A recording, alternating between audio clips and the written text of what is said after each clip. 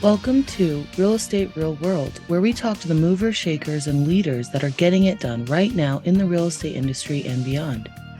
Your host, Marguerite Crespillo, started this podcast simply dedicated to call people about what's really happening in this crazy roller coaster ride of real estate.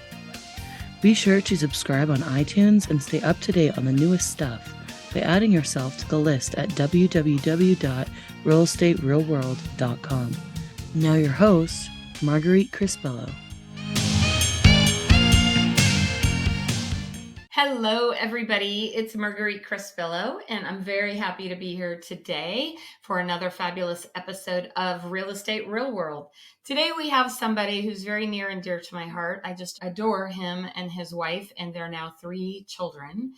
And he's constantly an inspiration to me, and I'm super inspired to have him here. I'm going to read his quick bio real quick.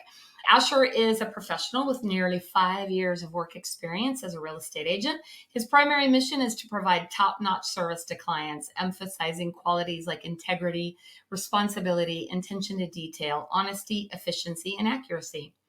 With over a decade of experience in the people business, Asher is deeply committed to the task at hand. Going the extra mile is second nature.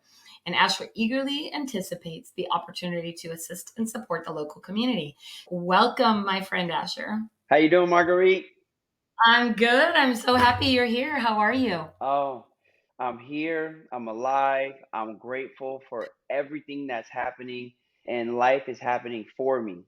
Absolutely. It's absolutely in my favor, even the challenges and the bumps in the road. So I'm doing great. How are you doing?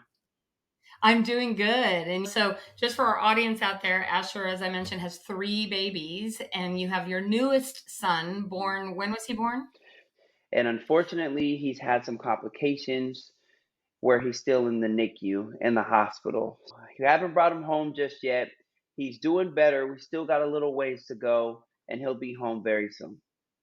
And he's been such a blessing, right? We can tell you're tired as a dad with newborns. And your other 2, how old are your other 2 boys? I have a 1-year-old and 2 months. He's 1 year and 2 months. His name is Jerome. We call him JJ.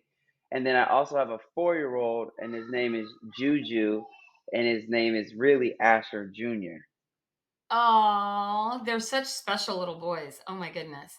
And your beautiful wife, Jennifer. So you named them all with the J's after her, kind of, huh? Everybody has that J train. Asher J Bell, Jennifer, Jerome, and then Juju. Everybody has a J to it. I don't know how it happens. Our new baby, although he's in the hospital, we call him Jerron. So he has a J too.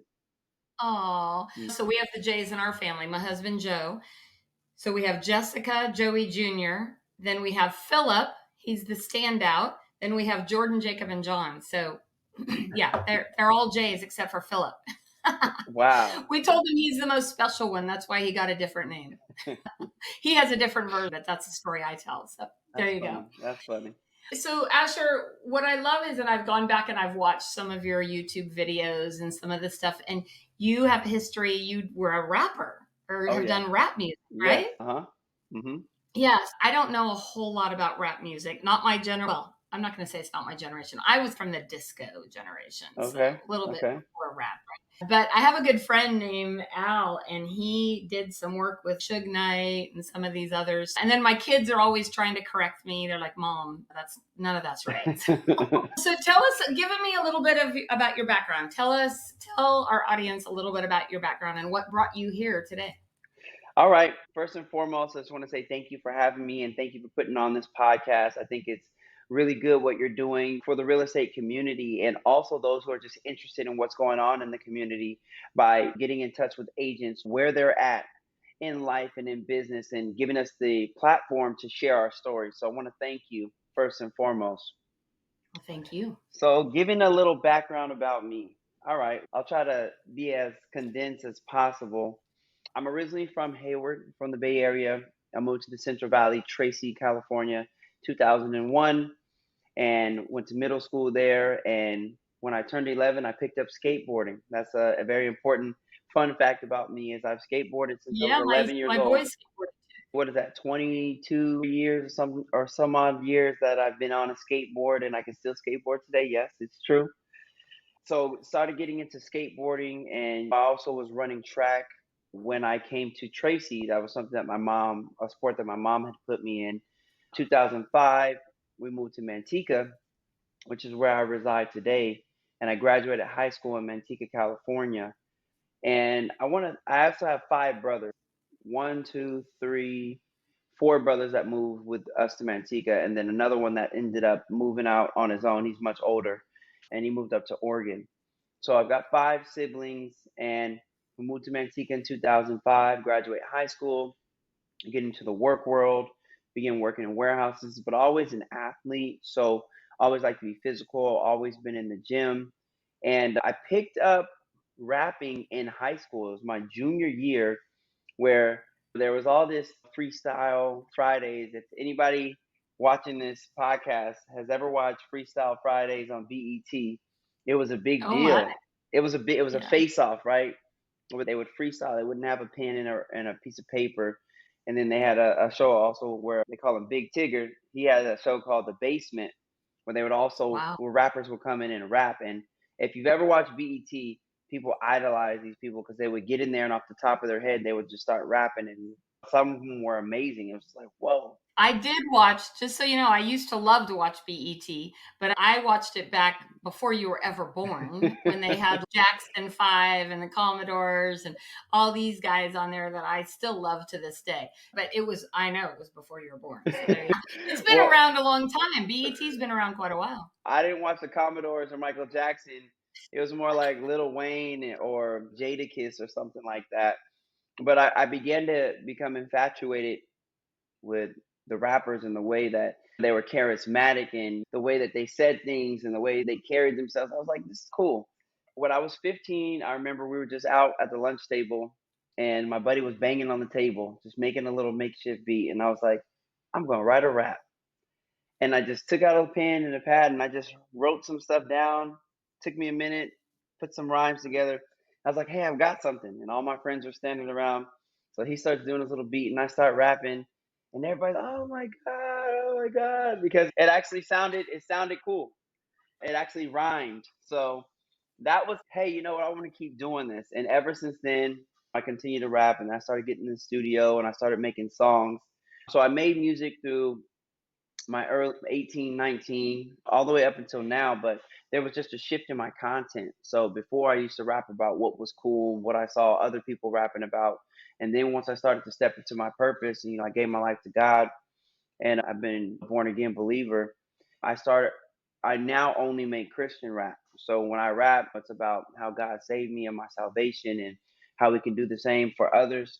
So that's what I rap about now. And I've also started making jingles. That's what some of my friends call them. I also rap about real estate.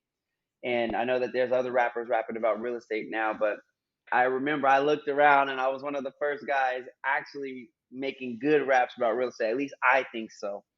But yeah, I do rap, and right now the only thing that you'll hear me rapping about is about Jesus Christ, how he saved me and how he's changed my life. And then you'll also hear me rapping about real estate, which is something new. And a lot of people still are, oh, that's unprofessional. In today's day and age, a lot of people love it. And it's what makes me. What I think is interesting about rap is that I think it's gotten a bad rap, pun Hmm. intended, so to speak, right? Hmm. And has been underrated until you actually sit down and read the lyrics many times, right? Hmm. And when you actually sit down and read the lyrics and much of it is way far and above and beyond what anyone thinks it is. Hmm. And that's what's always been interesting to me because I wasn't my generation. So I kind of poo pooed it a little bit. Hmm. But then my older son, he sat me down one day. He goes, I'm going to print them out for you and you'll want you to read the lyrics. And I was like, okay. Hmm. And when I did, I was really impressed. I was like, there's some really great content and stories and thought behind what goes into that. And especially even freestyle, that's some talent, in my opinion, because you got to be quick on your feet. You have to be able to think fast and pull stuff together. And I couldn't do that. So kudos to you. And I actually really love, I think I told you when you did the wrap ones, I'm like, you need to do more of that because it's cool. And I love what you said, how some people would say it's unprofessional. So I've been in real estate for 30 years and the dynamics have changed so much. And I actually love it more now because you can genuinely be who you are instead of trying to be somebody else or pretend you are who you aren't. And so, for example, in the beginning, we always dress in suits. You are a class A top dresser, so we can't get you there. But the truth is that dress and style was so much more important. Not that it's not important now, it's just okay to be more, again, your own personality. Even like tattoos. Like I know with my kids, I was like, don't get tattoos, don't get tattoos. And now there's people like Aaron Rawls and other people, they're covered in tattoos. So you can, the beauty of real estate is you can really build your own tribe of who's going to love and work with you is not necessarily going to work with me and vice versa. And that's totally okay. You get to build your business your way based on who you are. And I build my business based on who I am. And there's no right or wrong. There's no good or bad. There's no better or worse. To me, that is the power and the beauty of this crazy industry we're in. I really like what you said when you mentioned building your tribe. One of the things that I live by and stand on is you're going to attract the people that are attracted to you.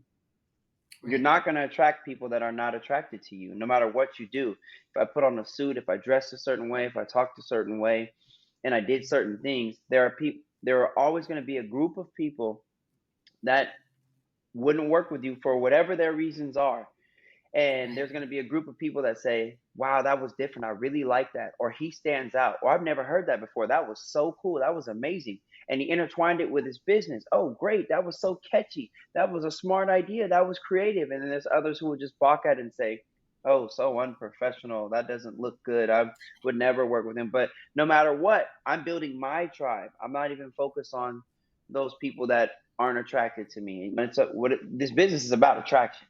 Absolutely.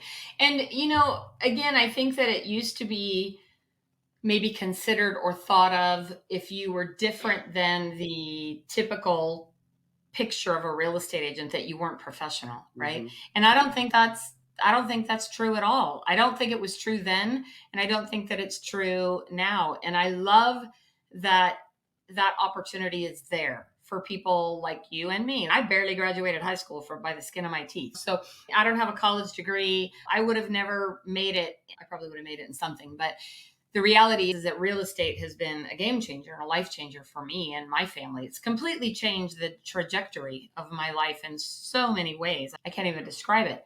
But that's the beauty of this industry we're in. And so for you, you've been having to adapt a lot because the last few years with kids and all that kind of stuff. And plus, we're in a changing market. So, what have you done to adjust and adapt to the changes that are currently happening in our industry? Wow, that's actually a question that makes you think, because over the last what year? It's been a year now, over a year, about a year and a half, that we've been introduced to this new shifting market, and the challenges that have come with it. And I want to say for me at first, just like every other agent, I was feeling the heat and I was frustrated. And at point in time, there was point in times where I felt like, wow, am I gonna make it through this? Or how am I going to make it through this? Or man, it's getting scary. I've had all these emotions, which are natural emotions when things dramatically shift or change. I started to go into a panic. And I want to say one of the main things that I did in order to shift from the panic back into composure and starting to figure things out and what was I going to do to make it, was get around the right people, staying around the fire. People like yourself, and people like Gail, people like Val, people like Scott, the tribe that we've established locally, and even not even from afar, just by way of phone calls and just spending that time talking through things instead of just completely flipping out and running for the hills. Which I've had those emotions. Am I really supposed to be in real estate? Maybe this is a sign. Maybe it's my fault. Maybe I didn't prospect enough, or maybe I didn't set enough appointments. Maybe it's my fault that I'm not succeeding. But then as I started to talk to my tribe, they saw things like you did. They saw things in me that I didn't even see in myself, and started to give me their advice on the situation. You have 30 years of experience and you've seen multiple market crashes. So when I sit down with you, you give me a completely different perspective because you've already survived multiple storms. And me, this is the first one that I've witnessed and encountered, and now I'm enduring it because of the advice that you've given me. And it's just, hey, you have to be creative in these times. You got to do what you got to do in these times, and you're going to have to do more than what you used to do in order to survive these types of times. And it just takes an extra effort. It takes a different perspective, and it also takes strategy.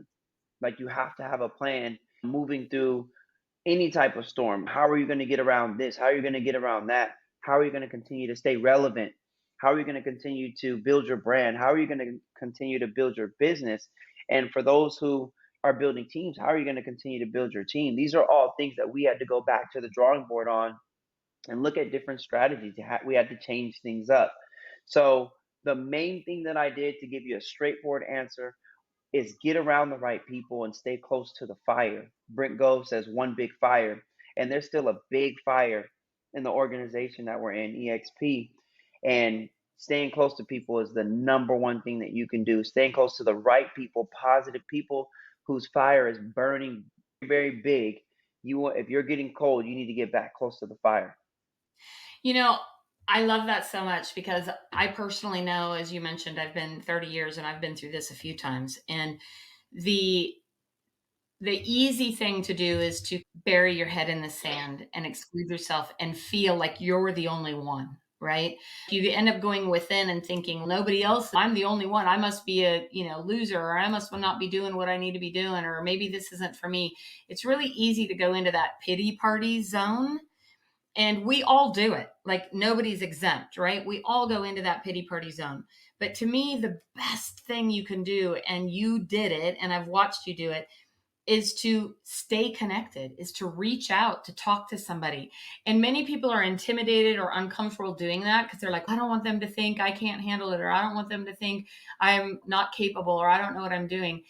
But the truth is, if you're around the right people, everybody's going to tell you, I've been there, right? I've been where you are, and just know you're going to be okay, right? If you keep doing the work and you keep staying connected, and as you said, if you get around the people that have that fire, they're going to give you the warmth that you need to survive that time.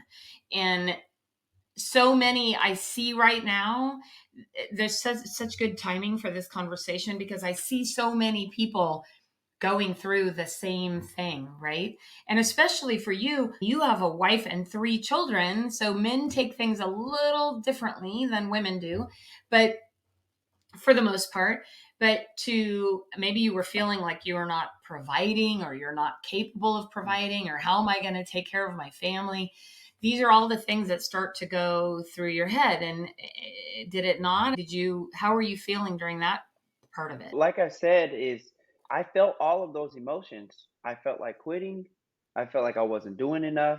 I felt like I was less than, because one moment I was here and the next moment I was here. And now I Yeah. had to figure something out. It was sink or swim for me. And I'll have to tell you, it wasn't easy, but I still had to make a decision each day that I wasn't going to be the victim.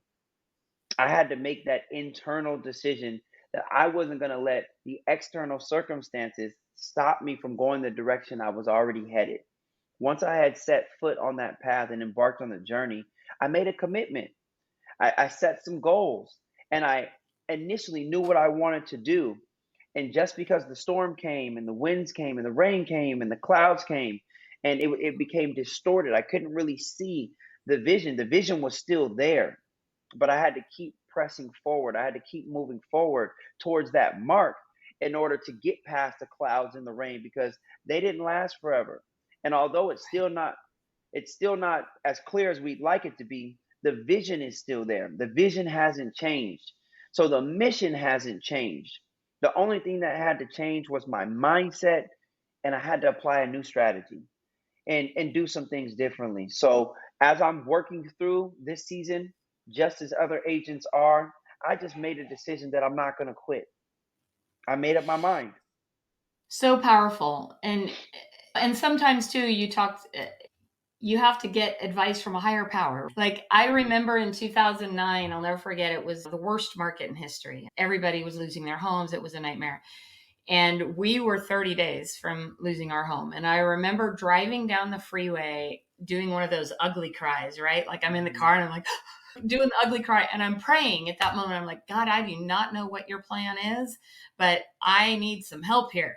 Like I need some direction, some guidance, something. I don't know what your plan is. And I just remember crying so loud and just praying, trying to figure it out. And the next thing, true story, I get a phone call and it's from my friend Kelvin from Fannie Mae. And he says, Hi, this is Kelvin. I'm calling to interview you for a position with Fannie Mae. And I'm like, and I'm trying to like breathe. I'm trying to like compose myself. And I'm like, can I call you back in 45 minutes? And I like whipped my car around, drove back to my office, washed my face, and pulled myself together. And then I called him back. Hello, sir. How can I help you?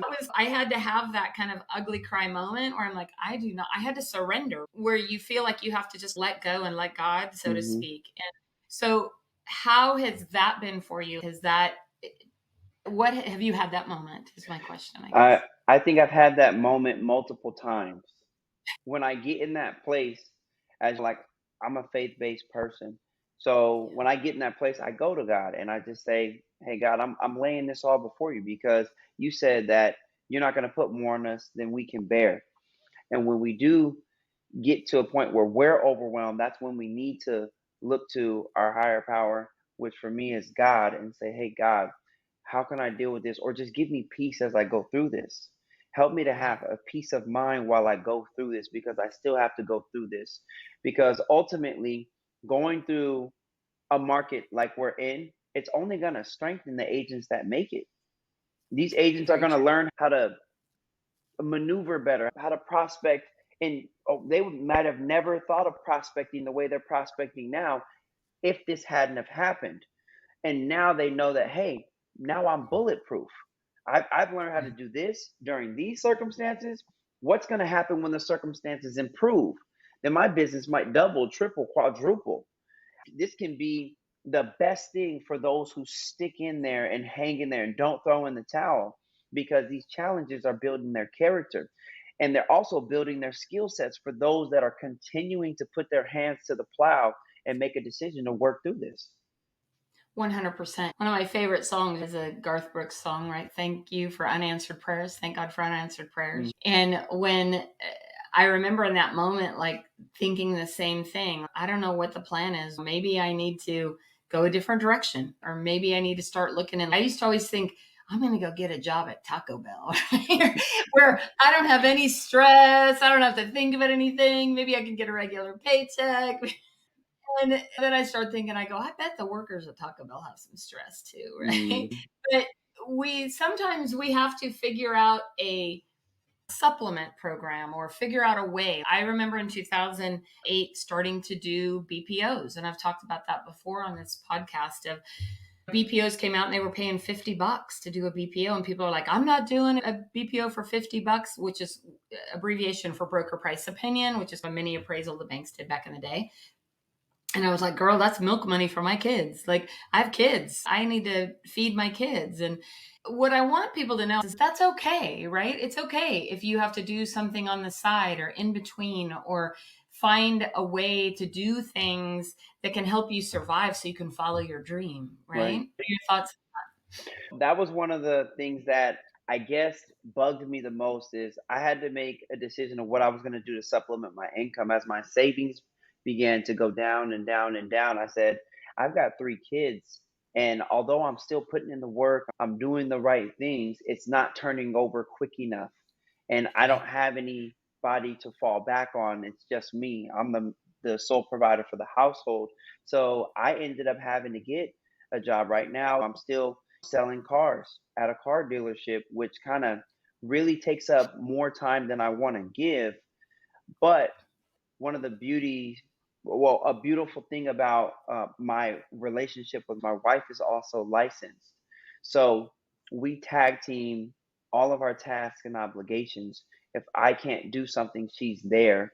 And if she can't do something, I'm there.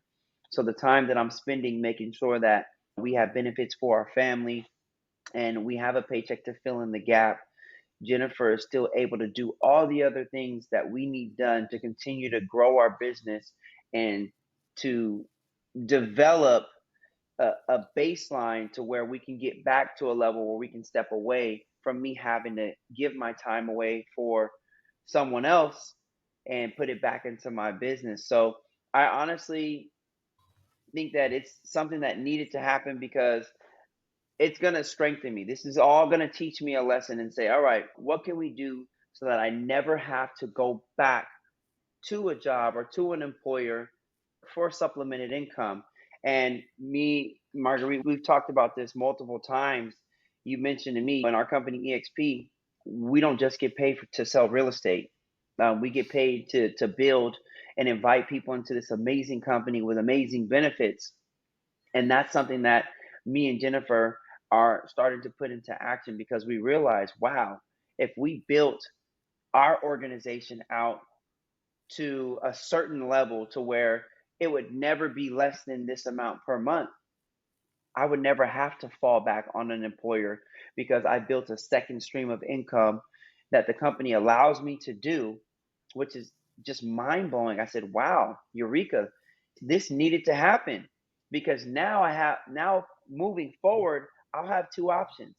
If we ever got into another market crash or a market shift or circumstances changing or me getting hurt or sick or ill or whatever the case be that was unfortunate, if I build my organization, I will always have a secondary source of residual income that will always be there as long as we're doing the right things to keep the team going.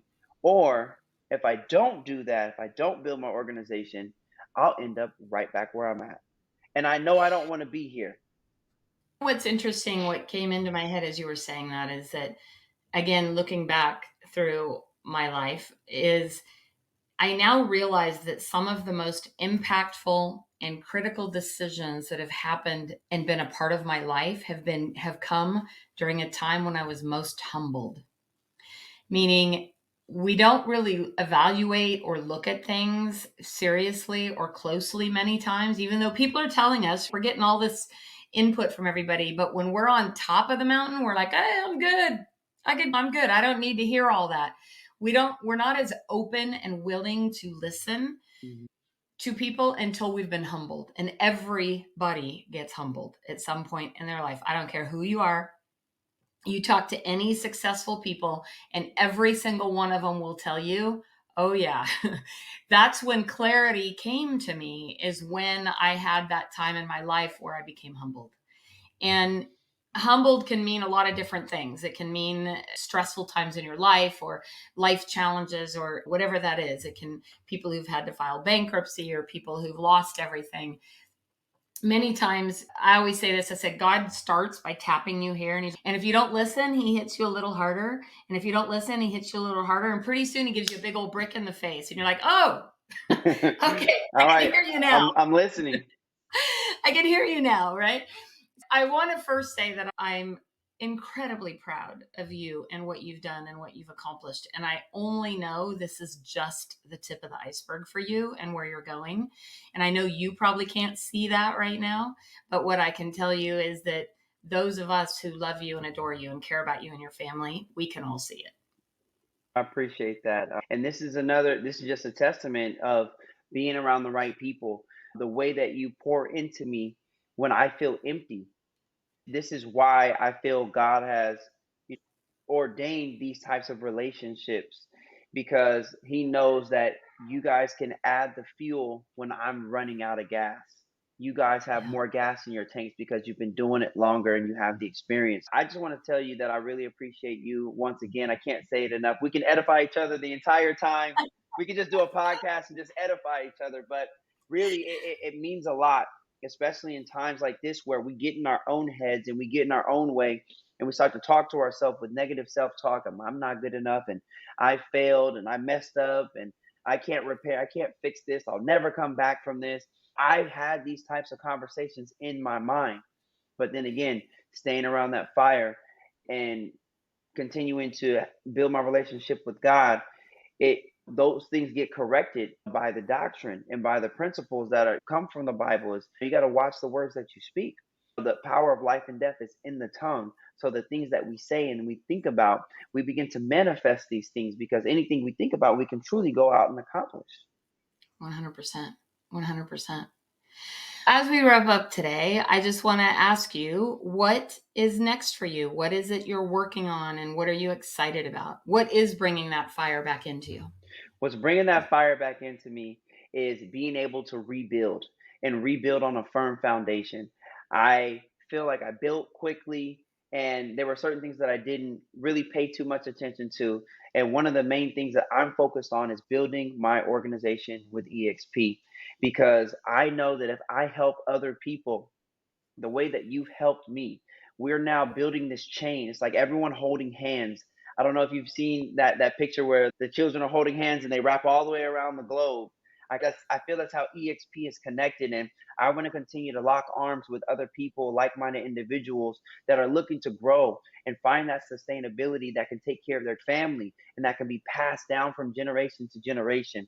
So building is what's on the forefront of my mind, not just building my business, but building my team and sharing with others the struggles and the challenges that I'm overcoming, so they can be encouraged to continue to build and never give up, and continue to follow through with that vision that they committed to when they first started. I love that so much. And if you are somebody out there that's listening and you feel a connection and you feel like maybe you need to reach out, you need somebody to help warm you up and light that fire around you, please reach out to Asher or myself, and we'll help you no matter where you're at in life, right? Amen. Amen. Yes, we will. And yes, you will. You always do. Thank you so much. Thank you so much. Give your beautiful bride a big hug and a kiss for me and those three precious boys. I can't wait to see them soon. Will do. And thank you so much for taking the time with me today. This was truly a treasured conversation, and I'm honored to have you in my life. So thank you so much, Asher. Likewise. Thank you so much for having me, Marguerite. Until next time. Awesome. Thank you, everybody, for joining us on Real Estate Real World, another fantastic episode where we get to talk to all the cool people. So be sure to follow us on all your social channels and download us on your favorite podcast app. And thank you so much again for joining us. And I hope you all go out and make it an extraordinary day. Thank you for joining us today on Real Estate Real World, where we talk with masters and leaders in real estate and beyond on how we can raise the bar in our industry. Please subscribe over on iTunes. And while you're there, be sure to give us a review. Your reviews encourage us and help others find our podcast. For show notes and hot topics on what's going on right now in our real estate industry, hop on over to www.realestaterealworld.com and add your name to our email. Thanks again for listening. And go out there. Be a part of the elite masterclass in raising the bar on the real estate industry.